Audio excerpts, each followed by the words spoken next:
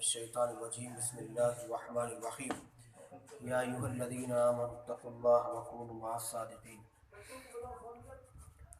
الحمدللہ، اللہ تبارک و تعالیٰ کے فضل و کرم سے سرکار دو عالم صلی اللہ علیہ وسلم کے صدقے طفیل اللہ رب العزت نے ہم سب کو محفل درود میں شرکت کی توفیق عنایت فرمائی ہے، اور آپ حضرات کے سامنے پہلی مرتبہ سرزمین ناچارم میں محفل درود کا آج انعقاد کیا گیا ہے۔ دیکھیے، چند ضروری بنیادی باتیں انشاءاللہ تعالیٰ میں آپ حضرات کے سامنے رکھنے کی کوشش کروں گا۔ نوجوانوں کا جو معاملہ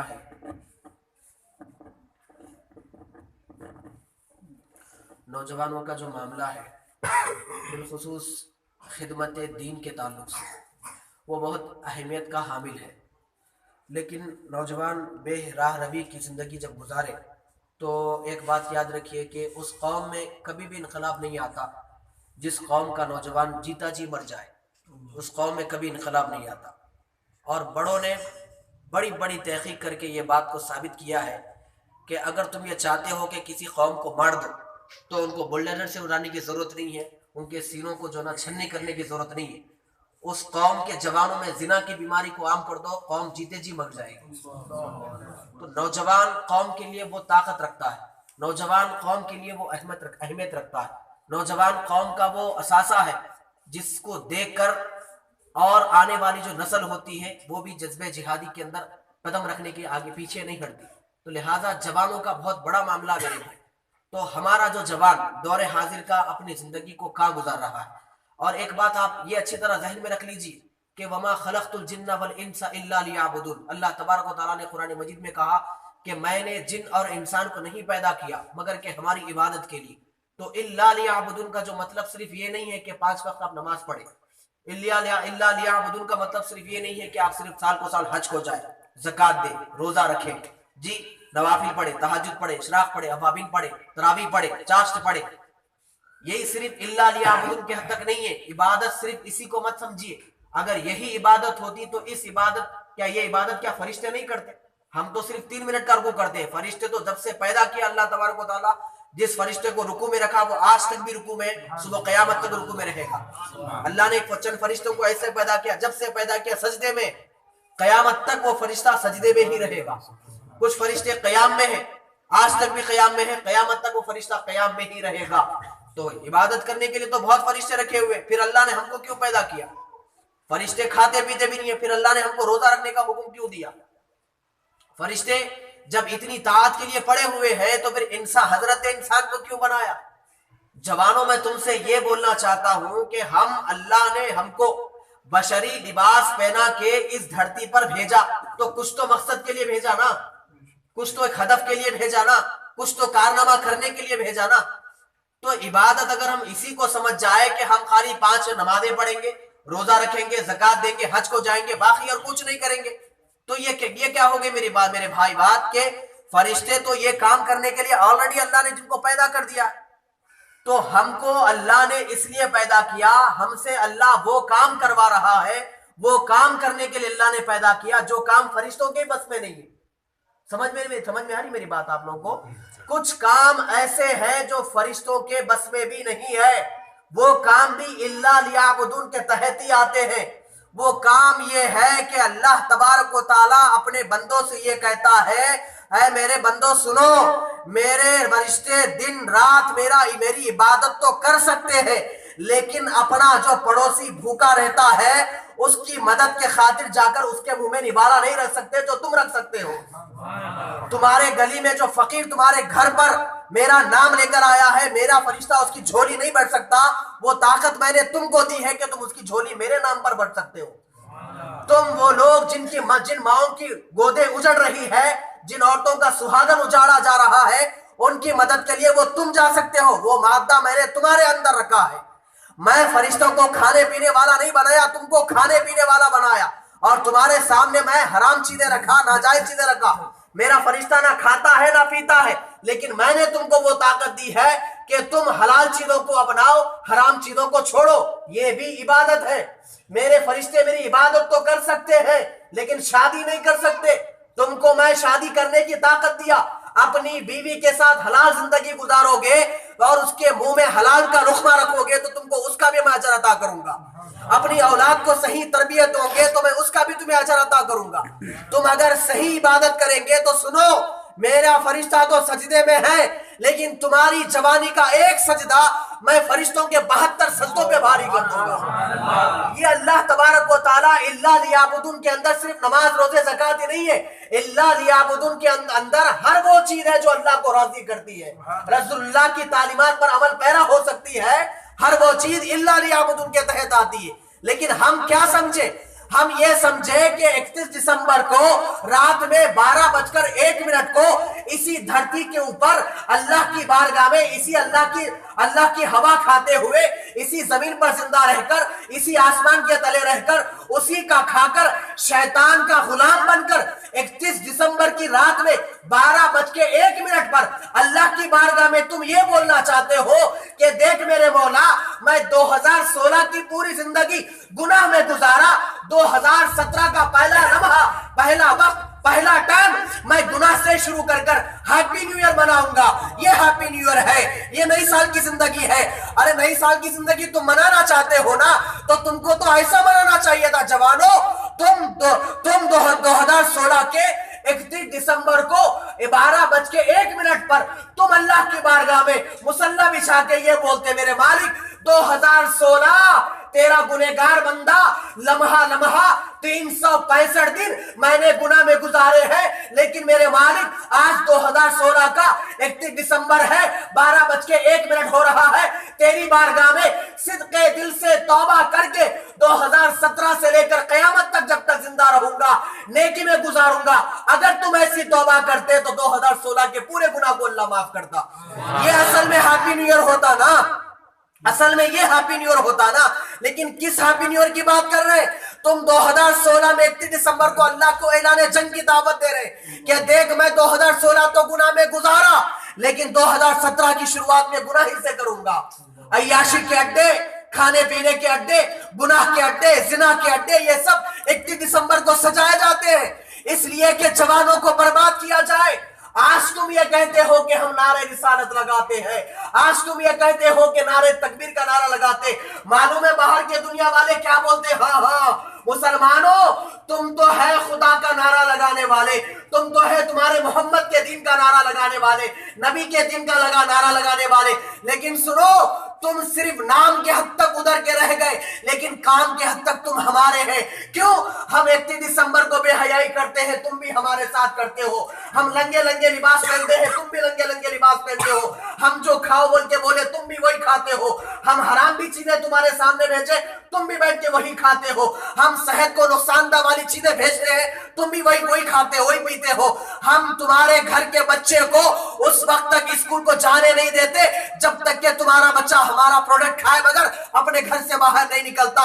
تم صرف نام کے اللہ اس کے رسول کے رہ گئے لیکن تم غلام تو ہمارے بن کے جی رہے ہو, تم غلام تو ہمارے بن کے جی رہے ہو. جوانوں یہ پیغام ہے, انسان کو اللہ نے ایسے ہی نہیں پیدا کیا, انسان کو ایک مقصد کے لیے پیدا کیا. طاعت کے لیے تو بہت فرشتے پڑے ہیں, دکھے درد لبوں کے درد کو محسوس کرنے کے لیے اللہ نے انسان کو پیدا کیا ہے.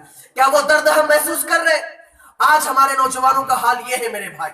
جوان یہاں بہت بیٹھے میں اس لیے بول رہا ہوں. اور ایک بات آپ یاد رکھو, آپ الحمدللہ مسلمان ہیں, ٹھیک ہے, مسلمان ہے. اللہ کے فضل و کرم سے اللہ نے اس زمین کے اوپر آپ کو مسلمان بنا کے پیدا کیا, ورنہ کہیں اور جگہ ہوتے تو گھنٹہ بجاتے بیٹھتے تھے. لیکن اللہ کا شکر ہے کہ اللہ نے مسلمان بنا کے پیدا کیا.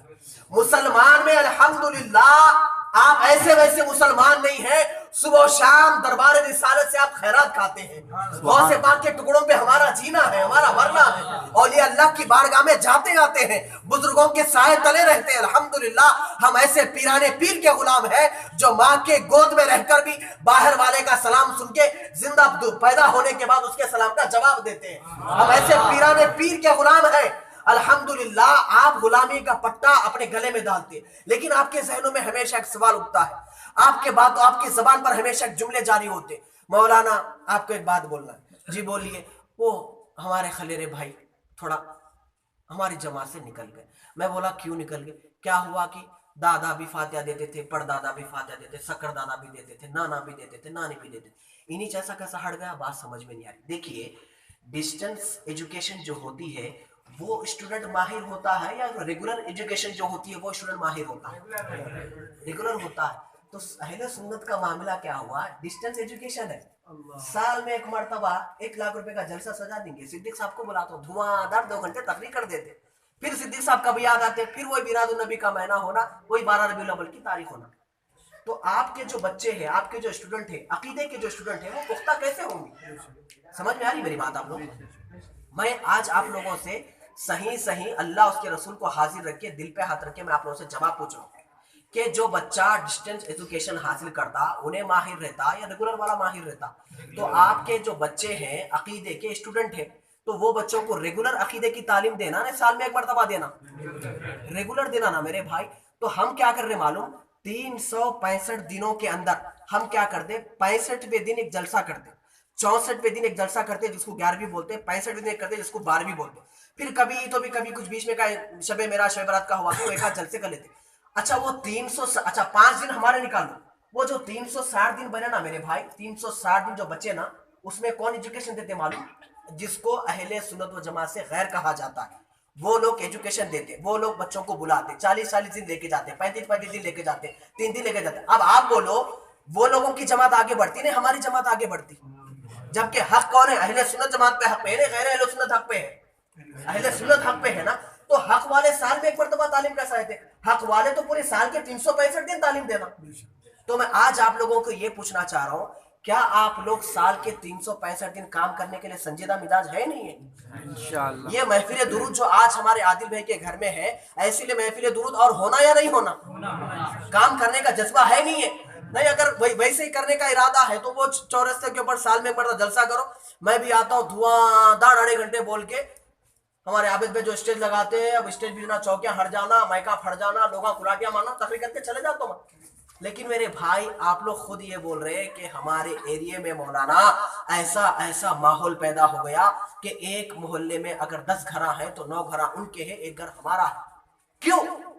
इसलिए कि आप सिर्फ साल में एक मरतबा उनको बुलाए, और 9 घर जो आपके थे उनके जो हो गए ना, उन्होंने साल में 360 दिन उनके पीछे पड़े, जरा आओ ना जी, जरा आओ ना जी, जरा जाएंगे, 40 दिन जाएंगे, 30 दिन जाएंगे।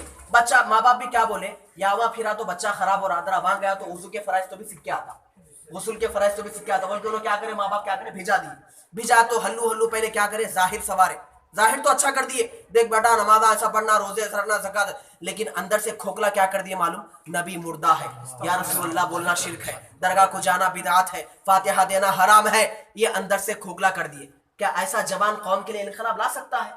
नहीं ला सकता। तो मैं आप लोगों से गुजारिश करूंगा कि अगर आप लोग सही रिस्पांस अगर देते बोल के अगर मुझे अब जवाब दिए तो इंशाअल्लाह ताला हर महीने में एक महफिल दुरूद इंशाअल्लाह नाचाराम की सरजमीन पे रखेंगे। और एक बात याद रखिए, इस रूए जमीन के ऊपर अगर सबसे बड़ा काम अगर कोई है तो वो दुरूद शरीफ का अमल है।